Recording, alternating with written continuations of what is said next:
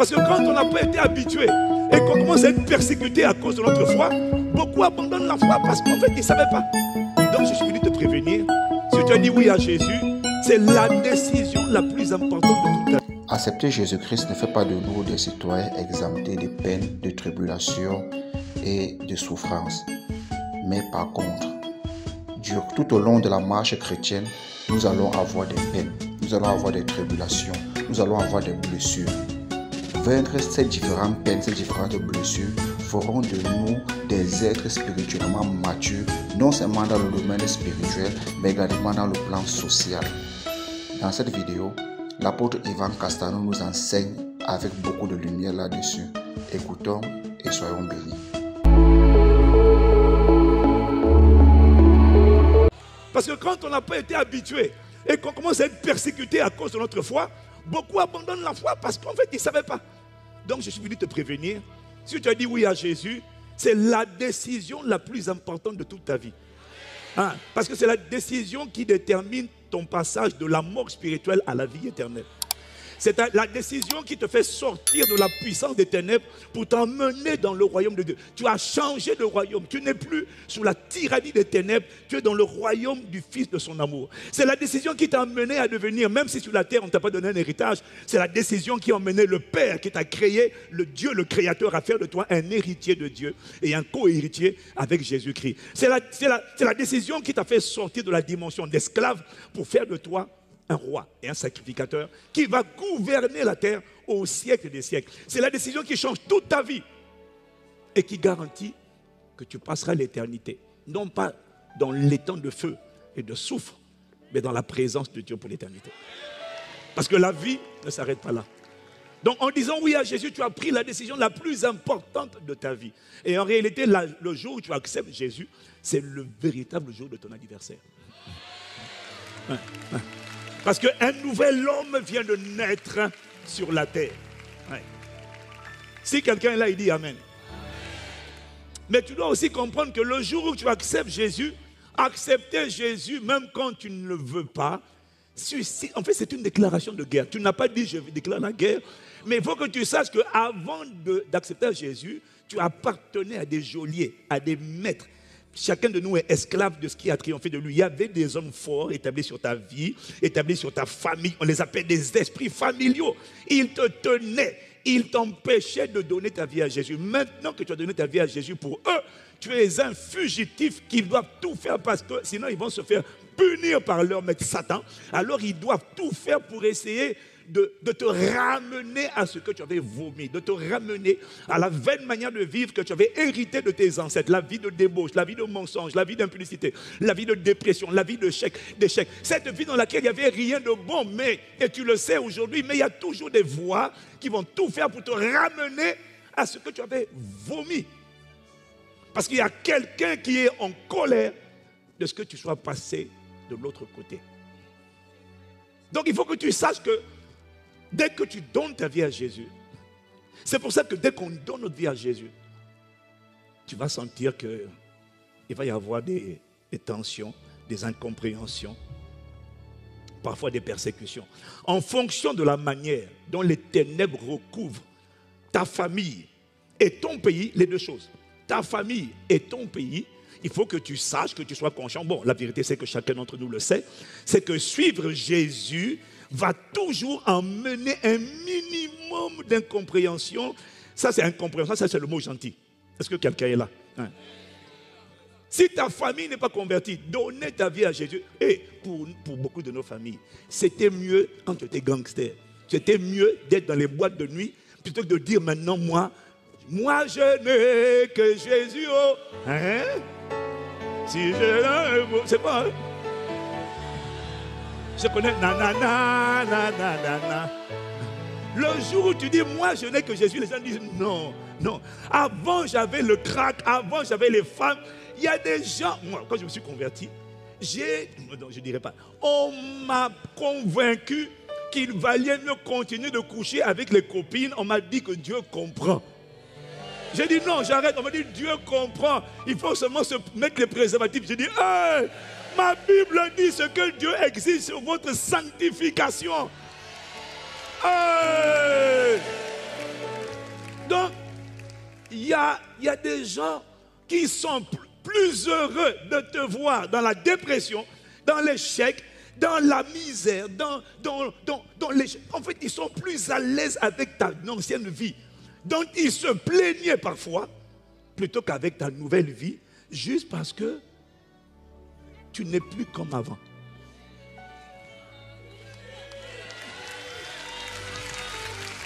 Vous savez, j'ai découvert que dans le PCNC de l'apôtre Paul, le PCNC, pour ceux qui ne savent pas, c'est le parcours de croissance de la nouvelle création. En fait, j'ai découvert quand même que Paul, alors, le PCNC pour nous, c'est les classes des nouveaux convertis, ok? Hein, les nouveaux convertis, les nouveaux arrivants, on appelle ça le parcours de croissance de la nouvelle création. Mais en fait, j'ai découvert que Paul, bon, je me repens parce que je n'avais pas compris qu'il fallait faire ça, hein. Mais Paul inclut le PCNC. Dans le PCNC, Paul inclut le message sur la souffrance au Christ. Ah oui, j'ai découvert ça. Il met ça, regardez, dans Actes chapitre 10, Actes chapitre 14, versets 21 à 22. Quand ils eurent évangélisé cette ville et fait un certain nombre de disciples, ils retournèrent à Lystre, à Icône et à Antioche. Regarde ce qu'il fait.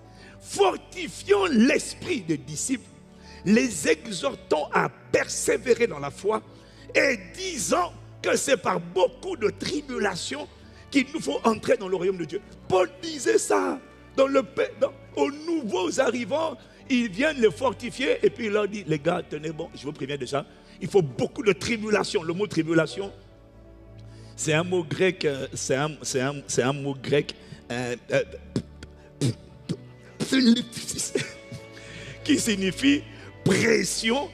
Vous aurez, c'est par beaucoup de pression, d'affliction, de persécution, de souffrance qu'il faut rentrer dans le royaume de Dieu. En fait, Paul incluait ça. Il disait pas seulement les bénéfices de l'œuvre achevée de la croix, l'échange divin, voilà ce que Jésus a fait pour toi. Oui, il disait voilà ce que Jésus a fait pour toi pour que tu sois conscient de ce qu'on appelle ton espérance. Ton héritage, c'est ce qui t'a été réservé, ton espérance. Voilà pourquoi on enseigne l'échange divin. Qu'est-ce que Jésus a fait pour toi? Qu'est-ce que Jésus a fait de toi? Et qu'est-ce que le Saint-Esprit est venu faire en toi? Ça, c'est ce qu'on enseigne dans le PCNC. Ça te dresse un panorama de tout ce qui a été accompli pour toi à la croix lorsque Jésus a dit « Tout est accompli ». Tu n'as pas dit « Amen ». Donc ça, c'est bon.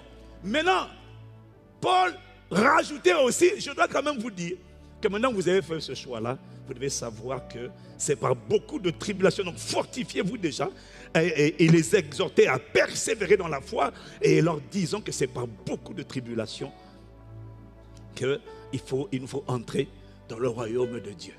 Il y a une vie qui s'appelle le règne de Dieu.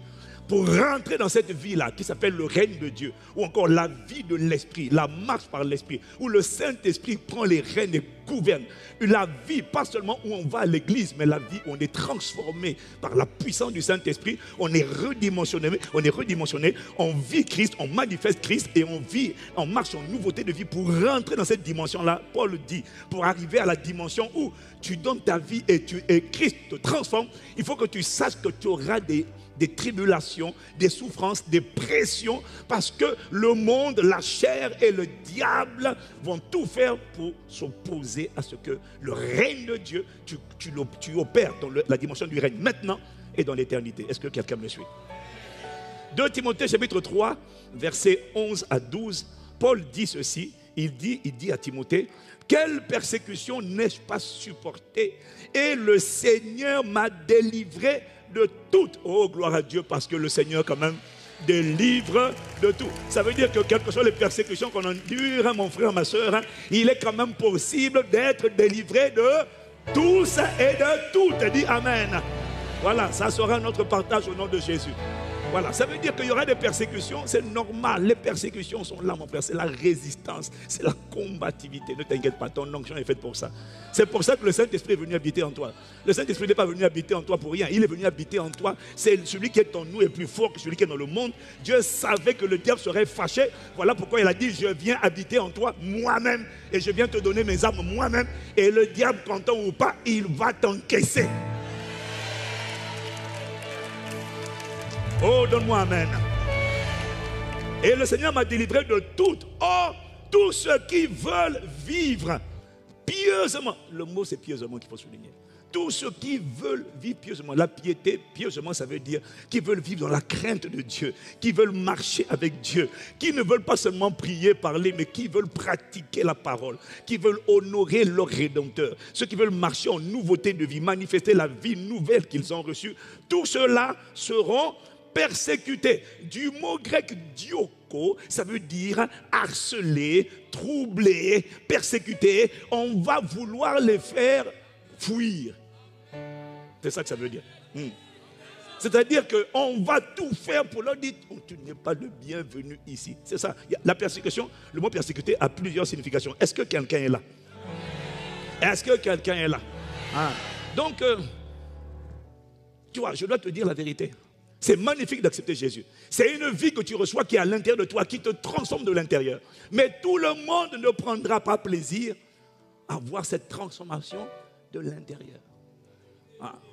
C'est pour ça que la Bible dit que quiconque veut vivre pieusement en Jésus-Christ sera persécuté. Autrement dit, mon frère, ma soeur, tu seras haï, tu seras pointé du doigt, même quand tu te comportes bien.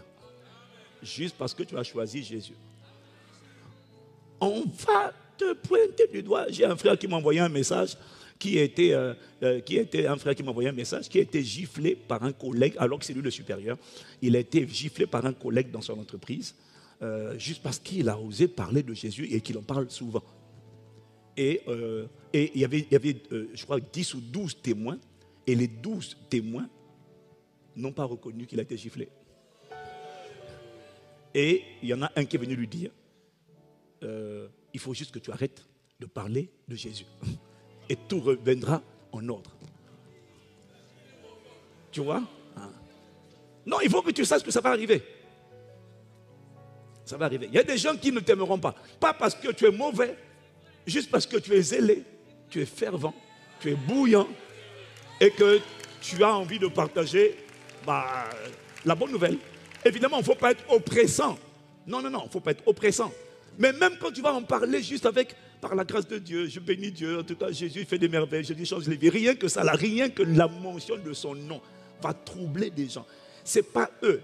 C'est qui les contrôle. Il y a des entités qui seront troublées. Il faut que tu saches cette vérité-là. Dis Amen si tu me suis. Donc tu vois, je te dis ça parce qu'on ne t'a pas souvent dit ça. Donc, mais maintenant l'Esprit me dit de te dire ça parce qu'il considère que maintenant tu as bu tellement de lait, que maintenant à force de boire du lait, là, tu vois ton corps commence à avoir des trucs bizarres, des malformations. Il faut que maintenant je te bourre de nourriture solide là pour que tu... Alléluia. Jésus a dit dans Jean 15, verset 19. Parce qu'il faut que tu acceptes cette perspective-là et que tu sois à l'aise avec ça. Il faut que tu sois à l'aise avec ça parce que c'est ça qui va arriver. Jésus a dit dans Jean 15, verset 19. Si vous étiez du monde, le monde aimerait ce qui est à lui. Mais parce que vous n'êtes pas du monde et que je vous ai en plus choisi du milieu du monde, à cause de cela, le monde vous hait. Le monde va te haïr. En tout cas, si tu vis comme quelqu'un qui n'est plus dans le monde va te haïr. C'est pour ça que beaucoup de gens préfèrent vivre dans la conformité au monde pour ne pas avoir de problème. Et du coup, tu deviens un chrétien tiède. Sauf que Jésus a dit, puisque tu n'es ni froid ni chaud et que tu es tiède, je vais te... Que ça ne t'arrive pas au nom de Jésus.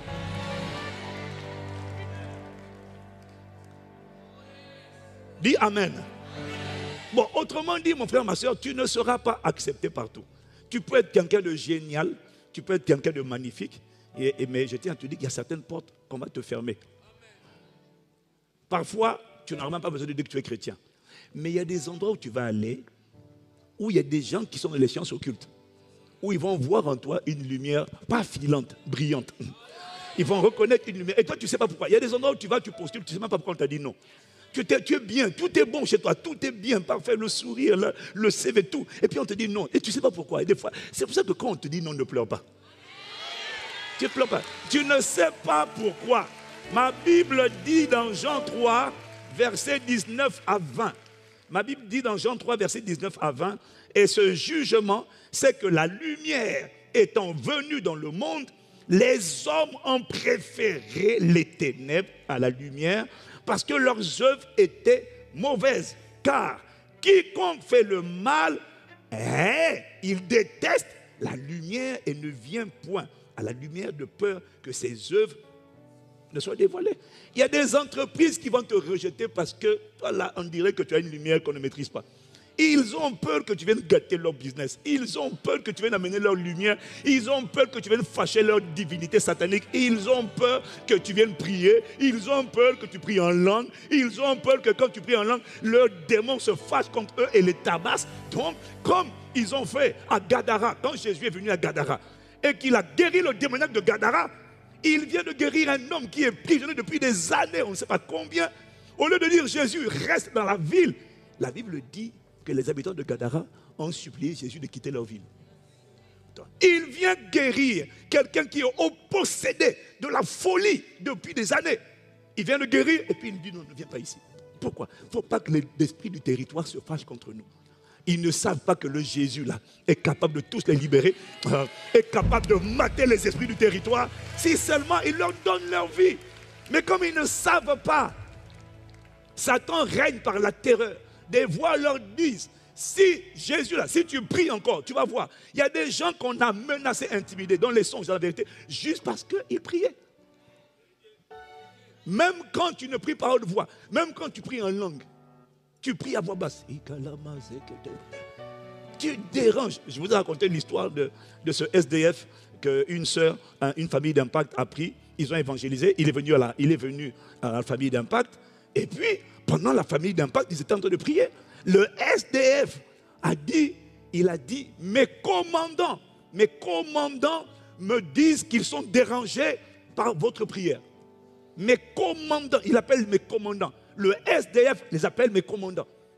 Ils me disent qu'ils sont dérangés et donc ils voulaient sortir. Non, il faut rester là. On lui a dit qu'il faut rester. Il dit, mes commandants sont gênés. Que l'esprit de prière t'attrape et te saisisse et fasse de toi un agent de démolition des œuvres des ténèbres. Je te dis ça juste pour que tu comprennes les réactions de certaines personnes.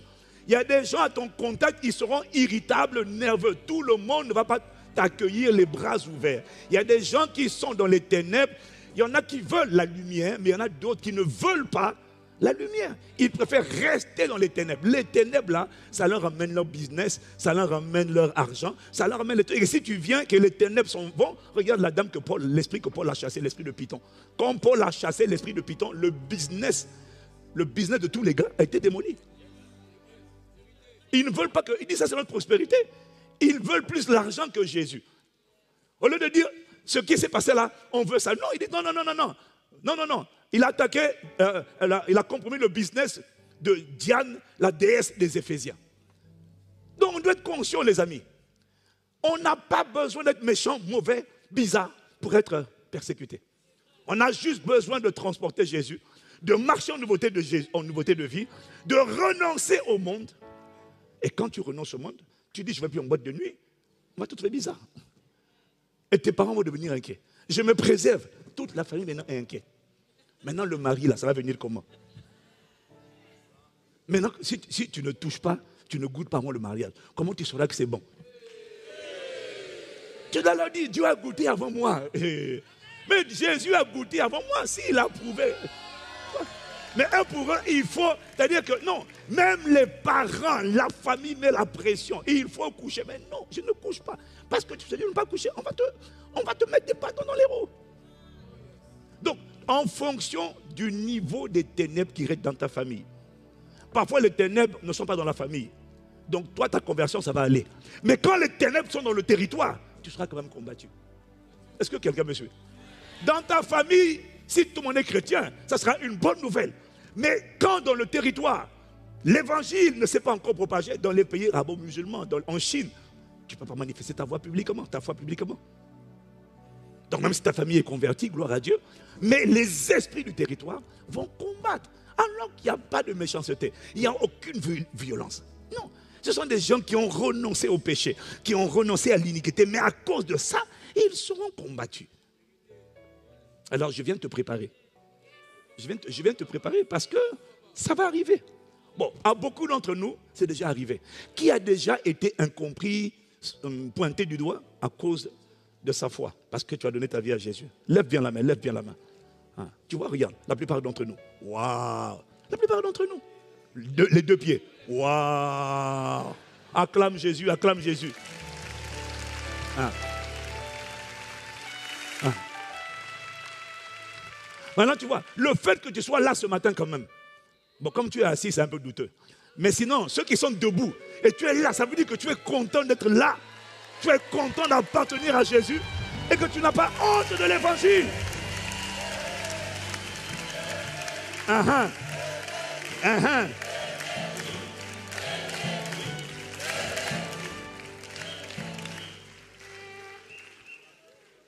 Donc c'est déjà une bonne nouvelle. Dis Amen. Maintenant, ce qui est bizarre, c'est que, tu vois, donc là, ma mission, c'est de vous préparer. Je ne sais pas pourquoi j'ai reçu cette parole à 2 heures. Mais j'ai la conviction et la certitude. De toutes les manières, on l'a vu pendant la cérémonie de JO. Il y a un agenda. Décapiter l'église, l'épouse. Dis Amen. Voilà. Ça va échouer. Mais il va y avoir des pressions. Il va y avoir des tentatives. Il va y avoir des harcèlements. Il va y avoir des questionnements, des interrogations bizarres. Il faut se préparer à ça. Et Jésus n'a pas l'intention de nous empêcher de souffrir pour lui. Donc, si tu ne comprends pas ça, tu ne l'as pas compris. Voilà pourquoi, quand tu acceptes Jésus, il faut lire la Bible toi-même. Parce que si tu lis la Bible, tu as ces réponses-là à l'intérieur. Le problème, vous voyez, il y a des choses qu'on enseigne à l'église qui t'effraient parce que tu n'as pas lu ça. Quand tu as lu ça et que tu as accepté ça, du coup, tu as l'air, tu dis, pasteur, je suis au courant. Je suis au courant. Je n'ai pas l'intention d'abandonner. Je n'ai pas l'intention de lâcher. J'ai l'intention de rester droit dans mes bottes avec ma foi en Jésus. Ouais. Je n'ai pas l'intention je vais rester dedans. Voilà. Ils vont essayer de m'intimider. Je ne vais pas céder et tu ne vas pas céder. Et Jésus n'a pas l'intention de délivrer des gens de la souffrance pour lui. Au contraire, il veut que je souffre pour lui. Il veut que tu souffres pour lui. Il n'est pas méchant, mais c'est parce qu'il y a un héritage derrière. Il y a une gratification derrière. Il veut te préparer à gouverner avec lui. Et moi, je ne connais personne qui prend quelqu'un pour diriger avec lui quand il n'a pas souffert avec lui. Ça n'arrive pas. Dis Amen. Donc, tu dois, en fait, mon but, c'est de t'emmener à aimer le fait de souffrir injustement pour Jésus-Christ. C'est ça que je veux t'emmener à faire. Je veux que tu te armes de cette pensée-là dans les derniers jours où nous sommes. Je veux que tu te prépares à cette pensée. Et que tu sois à l'aise avec cette pensée. Et que tu ne sois pas surpris quand tu es pointé du doigt, tu es accusé, tu es soupçonné, tu es faussement, injustement accusé. Non, je veux que tu sois à l'aise parce que des fois, il ne faut pas essayer de te défendre. Il faut encaisser ça. C'est bon, il n'y a pas de problème. On va parler de ça. Je suis à l'aise. Allez-y, salissez-moi, il n'y a pas de problème. De toutes les manières, on m'a déjà sali. On m'a déjà fait des trucs, des vidéos de millions de vues. Apôtre de Satan, franc mécanicien, rose bonbon, tout ce que. Il n'y a pas de problème. Ça ne me perturbe pas du tout et je suis détenu, je suis content. Tu ne fais que contribuer à... D'ailleurs, il y en a même qui ne me connaissaient pas, qui ont fini par me connaître à force de calomnies. Ah oui. Mais je tiens à te dire une chose, hein. Ce n'est pas pour moi seulement, c'est pour quiconque veut vivre pieusement en Jésus-Christ. Donc, si tu marches avec Jésus pour de vrai, et que tu ne comprends pas de quoi je te parle, tu dis, pasteur, de quoi tu parles? La question c'est toi. Est-ce que tu marches pieusement? Ou est-ce que tu marches comme Kamala? Ah, pardon, je voulais dire caméléon. Non, parce qu'il y avait Kamala A, la candidate aux États-Unis là. Caméléon A. Il y a des caméléons qui te dissimulent dans la foule. Non, you have to keep yourself. Je n'ai pas honte de l'évangile, car elle est la puissance de Dieu pour le salut de quiconque croit. Et amen.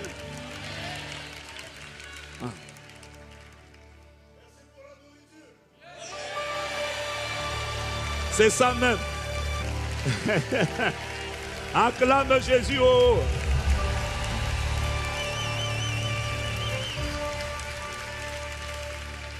Tu vas au Canada. Tu es en Europe. Aujourd'hui, ça a changé.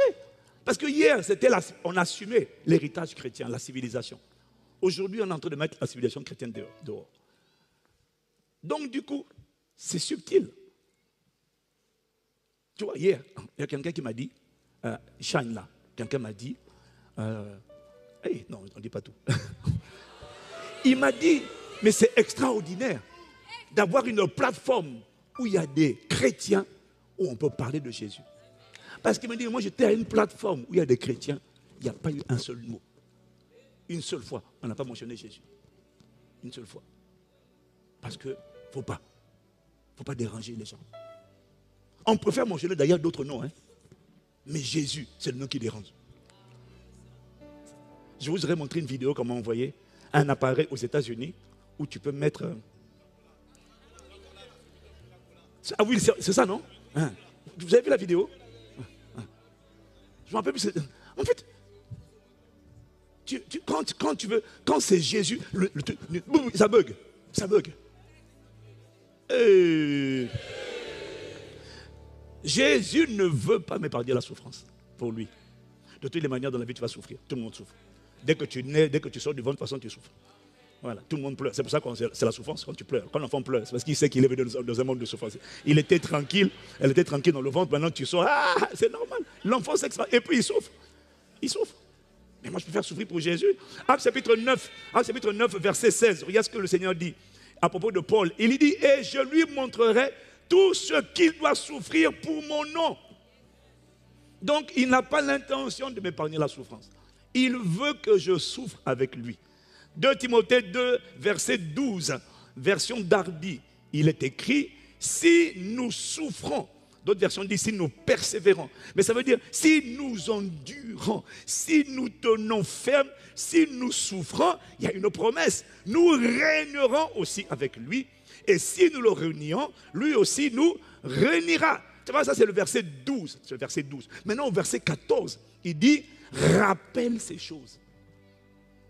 Rappelle qu'on va souffrir. Il ne faut pas que les gens soient surpris de la souffrance. Rappelle-le-leur. Rappelle-le-leur. La version parole de vie de 2 Timothée 2, verset 12, version parole de vie, il dit, si nous résistons, ou encore si nous tenons ferme avec lui, nous serons rois. Waouh! Et puis au verset 14, il dit, rappelle ça. Rappelle qu'il y a un héritage, il y a une promesse, il y a une récompense derrière. Mais il faut souffrir. Il faut endurer. Dis Amen. Romains 8, verset 17. Mon message est simple. Hein. Aujourd'hui, mon message est vraiment basique. Tu vois, non? La nourriture solide n'a pas besoin d'être accompagnée de révélation, de réma. La nourriture solide a besoin d'être accompagnée de la vérité, tout simplement. Romains 8, verset 17. Or, si nous sommes enfants, nous sommes aussi héritiers de Dieu et co-héritiers de Christ, si toutefois nous souffrons avec lui afin d'être glorifiés avec lui. Donc, tu ne peux pas être glorifié avec lui si tu n'as pas souffert pour lui. Tu ne peux pas accéder au pouvoir avec Donald Trump si tu n'as pas mouillé le maillot pendant la campagne de Donald Trump. Ce n'est pas possible. Ce sont toujours, et d'ailleurs, ce ne sont pas les plus compétents, les plus brillants qu'on établit. C'est ça qui choque les gens. Non, je répète, hein, merci. On n'établit pas au gouvernement, au poste de direction, conseiller général, conseiller national, conseiller spécial, directeur de grandes entreprises, des gens qui étaient les plus compétents. On établit, on nomme les gens qui ont souffert avec nous. Maintenant, quand c'est Dieu, comme la capacité vient de lui, il rend compétent. Il rend sage. Il rend intelligent. Mais il n'établit pas des gens qui n'ont pas souffert. Il n'établit pas des agents secrets. Il établit des gens qui se sont affichés publiquement. Il établit des gens qui l'ont avoué, confessé publiquement. Il établit des gens qui n'ont pas eu honte de lui publiquement. Qui ont assumé leur identité de chrétien publiquement. Et qui ont assumé leurs différences publiquement. Qui ont dit publiquement, moi j'avoue, je demande pardon de vous choquer, mais je ne couche pas avant le mariage publiquement. Oui, mais tu vas vieillir, jeune, vieille femme, vieux homme, vieux garçon, il n'y a pas de problème. Publiquement, je t'explique, j'ai été racheté, le corps n'est plus à moi. Il appartient à Jésus. Il est dans le chariot de la rédemption, il n'est plus à moi. J'aurais aimé te dire, oui, mais ce corps, il ne m'appartient plus. Il appartient à Jésus, c'est le temple du Saint-Esprit. Ouais, mais vieille fille, c'est pas grave. Oh, toi, à 25 ans, tu n'as toujours pas connu la moindre femme. Le sopu. Oui. Et tu dis, je suis fier. J'appartiens à Jésus, je n'ai pas honte. J'ai dit, tu n'as pas honte. Parce que c'est pour Jésus que tu te préserves. C'est pour Jésus que je le fais.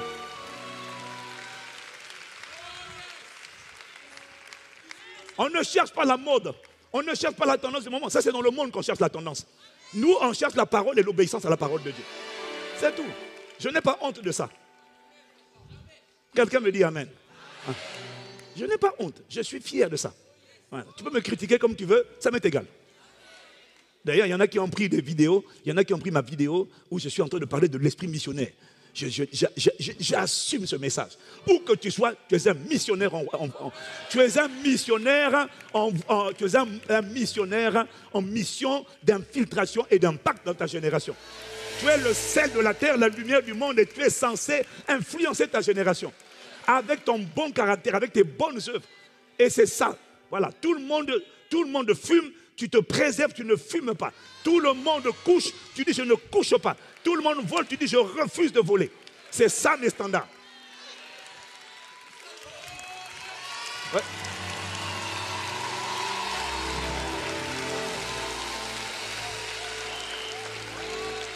À l'époque, j'ai connu quelqu'un qui a perdu un gros contrat. Un homme d'affaires, il a perdu un gros contrat. On lui a dit, bon, je ne dirai pas tout ce qu'on lui a dit, mais on lui a fait comprendre que le problème, c'est qu'il refuse de faire comme eux. Et donc, du coup, si tu ne fais pas comme nous, tu n'es pas l'un des nôtres. On ne peut pas te donner un contrat. Il a perdu un contrat de 600 millions d'euros.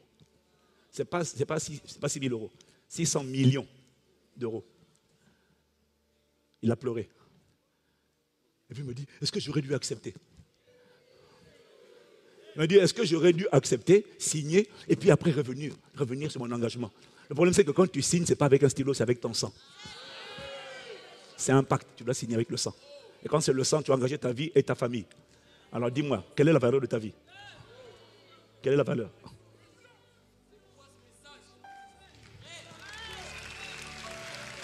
Il y a des portes, on va te fermer à cause de ta foi. Mais ça ne sera pas le fin mot de l'histoire, mon frère, ma soeur. Non, parce qu'il y a une issue derrière. Quelqu'un me dit amen. Quelqu'un me dit amen. Il faut t'armer de cette pensée-là.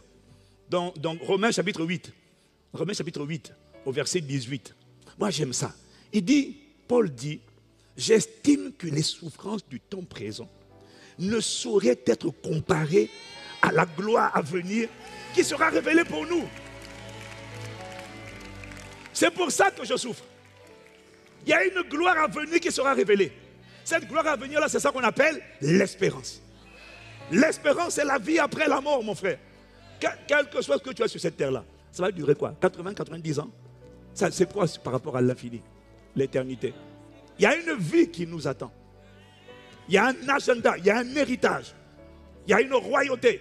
Nous régnerons avec lui en tant que roi et sacrificateur. Je te supplie de lire la Bible. Quand tu vas lire la Bible, tu vas être enthousiasmé parce que tu vas découvrir et tu vas dire, j'accepte de souffrir. J'accepte de souffrir pour ça. Tu sais, quand tu sais que l'élection est jouée d'avance et que ton candidat, d'après tous les sondages, va gagner haut la main. Est-ce que tu es d'accord avec moi pour dire que, même si tu vas te faire insulter, tant que je sais qu'on va régner, on va diriger, pas pendant 5 ans, pour l'éternité. Quand je sais que son règne va être manifesté et qu'il va gouverner et qu'il me dit à moi, tu vas gouverner avec moi au siècle des siècles. Excuse-moi, quand je sais que le résultat est garanti, qui est fou pour dire non, j'ai peur de souffrir, c'est vrai que je suis sûr que tu vas gagner, mais j'ai peur de souffrir. Mais qui n'a pas envie de gouverner? Donc moi, je peux faire souffrir maintenant, endurer les critiques, les calomnies, les préjugés, les persécutions, parce que je vais gouverner avec lui.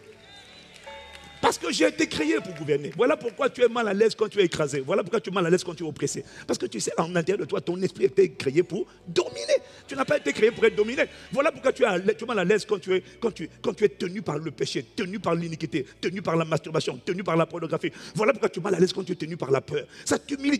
Voilà pourquoi tu es mal à l'aise quand tu es tenu par un démon. Parce que tu as été créé pour dominer et pas pour être dominé. Parce qu'il y a en toi l'instinct de domination. C'est pour ça qu'il m'a créé. Donc je vais rentrer dans mon mandat. C'est la domination au siècle des siècles. Alors j'accepte de souffrir. J'accepte. J'accepte. J'accepte. Voilà. Critique-moi, fais ce que tu veux, dis ce que tu veux. Il n'y a pas de problème. J'accepte. Voilà. Est-ce qu'il y a quelqu'un qui accepte de souffrir? Ah oui. Il y a une gloire à venir. Il y a une gloire à venir. Ne brade pas ton espérance pour un pot de lentilles. Donc, tu vois, mon message est simple. Maintenant, je finis avec 3 points. Comment tu traverses là? Comment tu fais pour appréhender la souffrance pour Christ? C'est une bénédiction. Mais si tu n'as pas été préparé, si tu n'as pas été enseigné, si tu n'as pas compris ça, c'est comme ça qu'il y en a qui sont découragés. Ah, mais je pensais qu'en donnant ma vie à Jésus. Non, non, non, tu seras combattu. Tu seras persécuté. On va tout faire pour te ramener en arrière. Satan va faire tout ce qu'il peut. Il va passer par les gens. Les gens ne sont pas le problème. Ils sont juste influencés. Il va passer par des voies invisibles. Il va passer par ta petite pulsion de la chair. Il va tout faire. Mais tiens bon. Il y a une gloire à venir. Il y a une gloire à venir. Dans 1 Pierre 2, versets 20 à 21. Christ aussi a souffert pour vous, vous laissant un exemple afin que vous suiviez ses traces. Ah oui, il nous a laissé l'exemple pour qu'on suive ses traces. Donc comment tu te comportes quand tu souffres injustement? Je ne parle pas des souffrances que tu mérites. Je parle des souffrances où tu n'y es pour rien. Non, c'est de ça qu'on parle. Il ne faut pas aller voler puis dire, pasteur, je suis persécuté. On parle des souffrances injustes. 3 choses, 3 clés. Comment on fait? Qui est d'accord pour accepter de souffrir? Maintenant, tu dois comprendre. Parce que quand ça arrive, il y a trop de chrétiens qui se comportent de manière charnelle. La première chose que tu vois chez beaucoup de chrétiens, quand ils sont traités injustement, ils commencent à se plaindre. Oh, c'est pas juste. Qu'est-ce qui n'est pas juste? Mais c'est juste. Mais c'est le plan de Dieu. C'est le plan de Dieu que tu souffres. Ah oui. Donc, la première chose, quand tu souffres injustement, ne sois pas surpris. Et c'est pour ça qu'il faut qu'on te dise ça. Jésus a dit dans Jean 16, verset 33, vous aurez beaucoup de tribulations dans le monde. Mais prenez courage, car j'ai vaincu le monde. Vous aurez beaucoup de tribulations. Il dit beaucoup de choses. Il a dit, je ne suis pas venu pour apporter la paix dans les familles. Je suis venu pour apporter l'épée. Pour séparer le fils de son père. La belle-fille de sa belle-mère. Et l'homme aura pour ennemi les gens de sa maison. Tu n'as pas bien lu ça, hein? L'homme, chacun aura pour ennemi les gens de sa maison.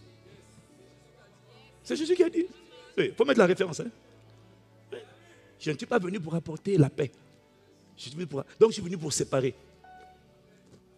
Afin que l'enfant, les parents, le père de son fils. Donc quand le père, le fils disent, quand le père dit, mais je ne reconnais plus mon fils, c'est provisoire, c'est une séparation.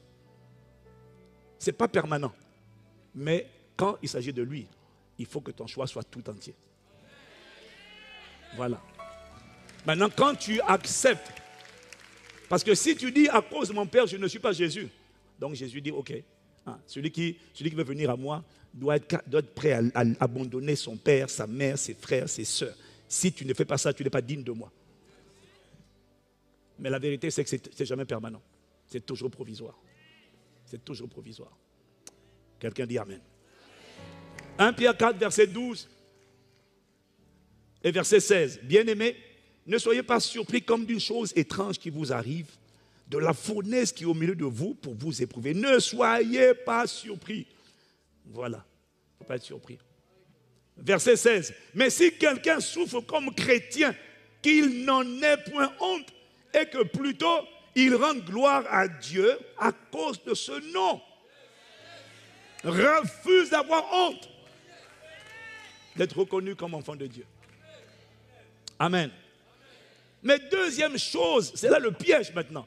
Quand tu souffres injustement, qu'est-ce que tu fais? Beaucoup de gens, je disais, se lamentent. Dieu dit, réjouis-toi. Et c'est là que beaucoup de chrétiens pêchent. Et tu vas maintenant dans des croisades. Je suis maltraité. Au boulot, je suis maltraité. Frère, c'est normal que tu sois maltraité ou traité injustement à cause de ta foi. Ne bascule pas sur le terrain de la chair. Demandez justice aux hommes. Laisse Dieu te faire justice au temps convenable. Laisse Dieu te faire justice. Ne va pas te battre. Ouais, c'est injuste. Et non, là tu as raté. Ce que Dieu attend de toi, ce n'est pas que tu pries seulement, c'est que tu te réjouisses. C'est-à-dire que tu remercies Dieu et que tu sois dans la joie. 1 Pierre 4, verset 13. 1 Pierre 4, verset 13.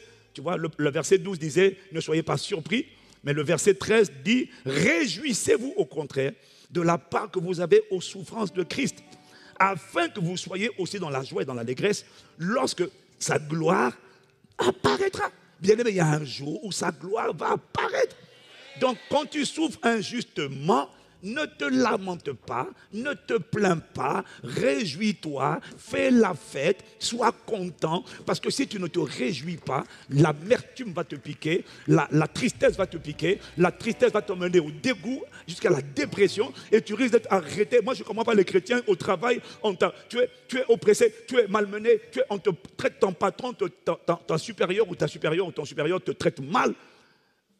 Et toi, tu es là, oui, mais c'est injuste, c'est injuste. Bénis Dieu, sois dans la joie. Élève un autel d'action de grâce. Bénis Dieu, sans toi privilégié. Matthieu 5, verset 11. Aujourd'hui, je donne beaucoup de passages. Version Darby, regarde ce qu'il dit. Il dit, Matthieu 5, verset 11, version Darby, il dit, vous êtes bienheureux quand on vous injuriera et qu'on vous persécutera. Donc les anges disent, waouh, oh, il a trop de grâce.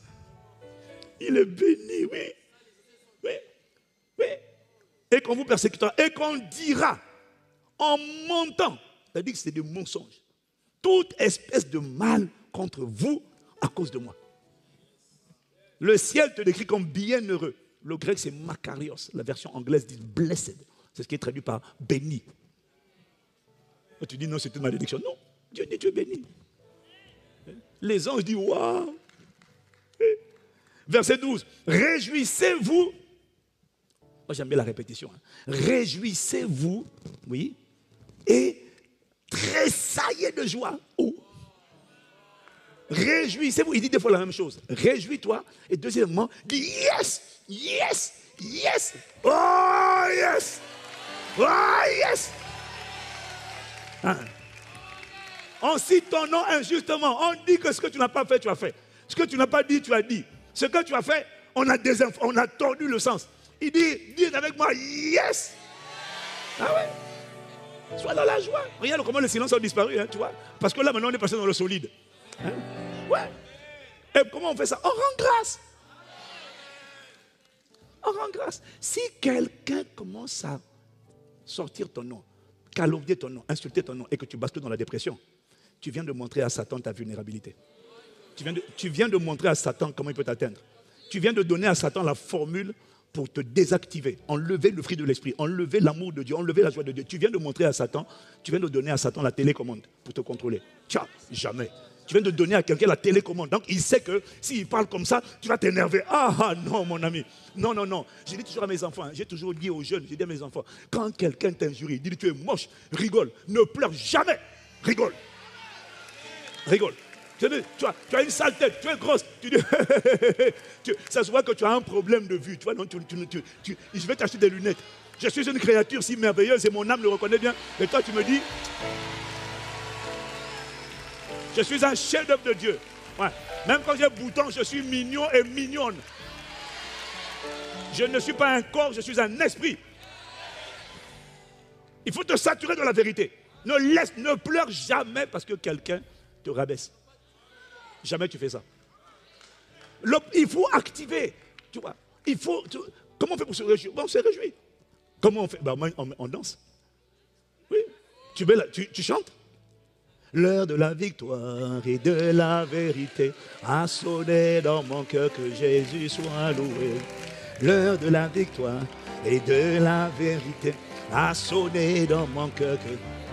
Mais on vient d'annoncer qu'on a monté un complot contre toi, on dit des fausses accusations contre toi. Non, tu dois dire, je suis innocent, j'ai rien fait. Non, ne fais pas ça. Commence. A sonné dans mon cœur que Jésus soit loué dans la... Que Jésus soit loué. Que Jésus soit loué. Que Jésus soit loué. Et là, tu as des démons qui disent, mais non, c'est pas comme ça que tu dois réagir. Mais non, c'est pas le protocole. Mais non, tu dois normalement, à ce niveau-là, tu dois pleurer, te lamenter, être triste, être abattu et demander à Dieu de faire quelque chose. Mais Dieu dit, mais c'est ça. Je te dis de te réjouir. Toi, tu es en train de pleurer. Non, réjouis-toi. Et quand tu te réjouis, les démons disent, mais non, il vient de rater notre programmation. On avait prévu sa réaction et tu viens de déjouer leur pronostic. Que Dieu t'accorde la grâce de... Que Jésus soit loué. Que Jésus soit loué. Il dit, verset 12, réjouissez-vous et tressaillez de joie, car votre récompense est grande dans les cieux. Chaque fois qu'on te calomnie, on t'insulte, on te persécute, on est en train de dresser et de construire la taille de la récompense que tu vas avoir. La taille de ma maison, la taille de mon influence. Voilà pourquoi même au ciel, comme sur la terre, toutes les étoiles n'ont pas le même éclat. Et dans l'éternité, même quand on va briller, on n'aura pas tous le même éclat. On n'aura pas tous les mêmes galons, parce qu'on n'aura pas tous souffert de la même manière. Il y en a qui auront souffert plus, et leur lumière va scintiller. Excuse-moi, je préfère souffrir pendant les quelques années sur la terre, là, tu comprends, non? Plutôt que de me cacher. Et puis dans l'éternité, tu es une petite bougie. Il y en a qui seront des petites bougies, et puis il y en a qui seront des projecteurs dans un stade de foot. Et puis il y en a, ils vont éclairer pas un stade de foot, ils vont éclairer à eux seuls toute une ville.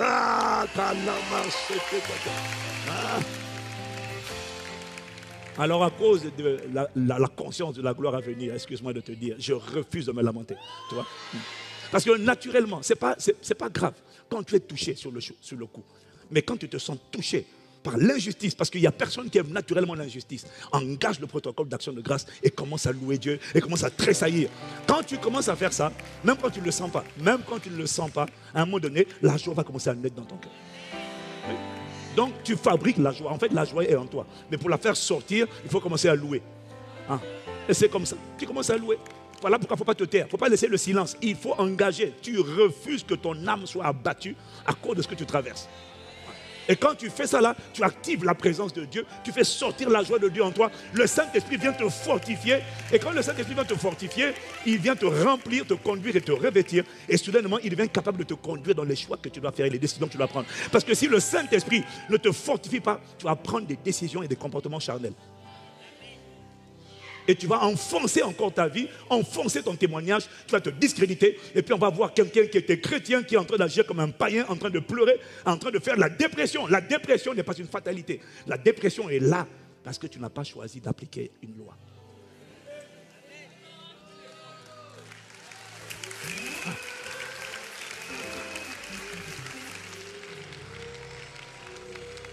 Actes chapitre 5, je finis bientôt. Actes chapitre 5, versets 40 à 42. Ah, moi j'aime ce passage-là, vraiment il me parle, il me console. La Bible dit, ils se rangèrent à son avis, ils appelèrent les apôtres, les firent fouetter, battre de verge, leur interdirent de parler au nom de Jésus. Dis Amen. Donc on les a frappés, on les a fouettés.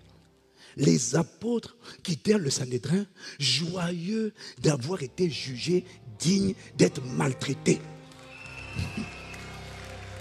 Ils sont sortis de là, ils ont dit Seigneur, nous te rendons grâce pour les fouets.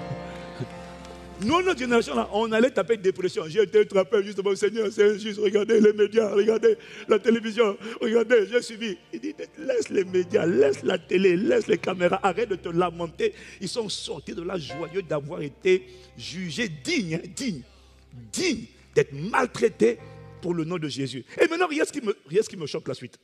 Non seulement, ils sortent de là. joyeux d'avoir été trouvé digne d'être maltraité. Mais le verset suivant, et chaque jour, dans le temple et dans les maisons, ils ne cessaient d'enseigner et d'annoncer la bonne. Donc les gars, ils ont continué leur business. Ils ont continué leur ministère. Ils ont continué les familles d'impact. Ils ont continué les familles d'impact. Ils ont continué d'aller au temple. Ils ont continué d'évangéliser. Ils ont continué de gagner des âmes. Aïe, aïe, aïe, aïe, aïe, aïe, aïe. Tu vois, bon, là, c'est la notice de mon frère, ma soeur. Que le Seigneur nous amène à cette dimension-là. Ça va venir. C'est déjà là. Et ça va aller en s'amplifiant. You've got to be ready. Il faut être prêt. Et décider que tu ne vas pas laisser le monde gâter ta joie. Jamais de la vie. Jamais. J'ai un héritage qui est trop glorieux. J'ai une conscience de Christ. Et puis il a fait pour moi ce que personne n'a fait pour moi. Pourquoi veux-tu que j'ai honte de lui? Pourquoi? Non. Je ne peux pas me compromettre pour lui. Amen. 1, ne sois pas surpris. 2, réjouis-toi. Mais 3, prie de manière corporative. Parce que la question que le Seigneur m'a posée, c'est est-ce que l'injustice, les persécutions, les mauvais traitements sont obligés de perdurer pour la vie? Ma réponse est non. Ma réponse est non. Mais quand on se réjouit, il est possible, quel que soit le niveau d'injustice que l'on subit, quel que soit le niveau de mauvais traitement que l'on subit, pas par la plainte, même si tu déposes plainte, vous savez, lorsque on est injustement traité pour la cause de Christ, sur la terre là, c'est rare que la Cour suprême, la Cour de justice, même la Cour de justice européenne pour nous qui en Europe, ne va pas trancher en notre faveur pour nous les chrétiens. Si elle tranche, gloire à Dieu, mais c'est compliqué. La CPI ne tranchera pas. Et j'ai découvert qu'il existe une cour qui est dans la juridiction et supérieure à toutes les cours de justice de tous les pays. C'est ce qu'on appelle la cour céleste de justice. Donc, quand on est injustement persécuté, ça n'est pas obligé d'être une fatalité. Quand les ténèbres recouvrent un territoire, on n'est pas obligé de subir. Ce n'est pas ce que je dis. Je dis qu'on doit se réjouir, mais je dis le troisième point, il faut engager la plaidoirie. Il faut être capable ensemble de monter de manière corporative. Lorsque les ténèbres recouvrent un pays, une famille, lorsque la persécution est en train de se propager et en train de progresser dans un pays, il y a une arme pour faire intervenir le juge, le juste juge, le chef de la cour céleste de justice, afin qu'il intervienne dans les affaires des hommes et qu'il manifeste sa justice. Je suis en train de te dire de ne pas être résigné, de ne pas pleurer, de ne pas te lamenter, mais de rendre grâce et de célébrer, ensuite de venir devant Dieu, mais pas seul, de manière corporative. Tu vois, il y a un niveau de persécution qui est en train de venir sur l'Europe, qui est déjà en Amérique du Nord, qui est dans plusieurs pays déjà, qui va exiger, les amis, que tu sois prêt et qu'on soit prêt. Pas à subir, mais à activer l'âme de la prière persistante devant la cour céleste de justice. Donc, je vous annonce que dans les prochaines semaines, j'ai la conviction que les prochaines semaines, les prochains mois, il va falloir activer. Notre réponse ne sera pas la lamentation. Notre réponse ne sera pas la revendication. Notre réponse face à ce que je suis, on est en train de percevoir. Et ce qu'ils ont fait rentrer pendant les Jeux Olympiques, notre réponse, comme on l'a fait pendant les 40 jours, notre réponse doit être la prière corporative. Et je vais t'interpeller, mon frère, ma soeur, pour te dire qu'on va prier de manière corporative. Ne te mets pas à l'écart. Parce qu'il y a un niveau de harcèlement, il y a un niveau de pression, il y a un niveau de persécution qui va venir. Et Mardochée a dit à Esther, c'est dans Exerce chapitre 4, il a dit, ne crois pas que, c'est quoi? Ne t'imagine pas, à Esther 4, verset 13, ne t'imagine pas que tu échapperas seul d'entre tous les Juifs. Quand il y a une sentence, quand il y a un esprit qui a décidé de faire la guerre à tous les chrétiens, ne pense pas que ta position professionnelle, ne pense pas que ton titre, quel que soit l'endroit où tu es, si tu es chrétien, tu seras persécuté. Ne pense pas que non, moi je suis mon ami. Même si tu étais le préfet, je t'assure que parmi les préfets, tu serais incompris. Quel que soit l'endroit où tu es, tu seras persécuté. Donc, ne pense pas que tu échapperas. Toi. Donc, ne te dis pas, non, ça les concerne. Non, on rentre dans le rang. Parce que si tu ne rentres pas dans la dynamique corporative, tu vas quand même être soufflé. Donc, l'esprit m'avertissait ce matin à 2h. Il me dit, préparez-vous à monter le niveau. L'année 2025 sera une année de prière. On ne va pas attendre, on va élever le niveau. C'est vrai. On ne compte pas sur les gens, on compte sur la cour céleste de justice. On compte sur le juste juge pour faire justice. Je n'ai pas entendu ton amen.